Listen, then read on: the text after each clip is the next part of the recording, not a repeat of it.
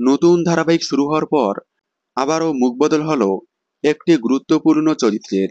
যে কোনো ধারাবাহিক শুরু হওয়ার পর ধারাবাহিকের গল্প অনুযায়ী কাস্টিং সিলেকশন ঠিকমতো না হলে দর্শকেরা বিভিন্ন ধরনের মতামত করে, যার কারণেই প্রোডাকশন হাউস এবং চ্যানেল ধারাবাহিক থেকে সেই কাস্টিং চেঞ্জ করে নতুন মুখ নিয়ে আসে।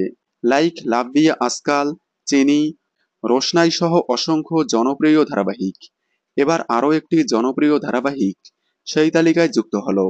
ধারাবাহিকের কাস্টিং পছন্দ না হওয়ায় দর্শকেরা বিভিন্ন ধরনের মতামত করায় ধারাবাহিক ছেড়ে দিচ্ছেন জনপ্রিয় খলনায়িকা। কথা হচ্ছে জলসার সদ্য শুরু হওয়া ধারাবাহিক বুলেট সরোজিনীকে নিয়ে।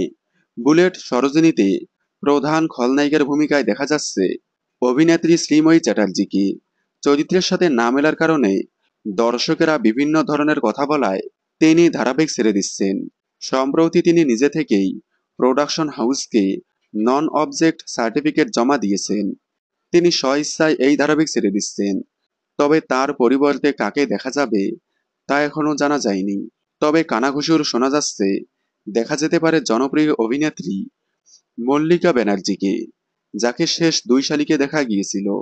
বাংলা বিনোদনের এই ধরনের সকল আপডেট সবার আগে পেতে চ্যানেলটি সাবস্ক্রাইব করে পাশে থাকা বেল আইকনটি বাজিয়ে দিন।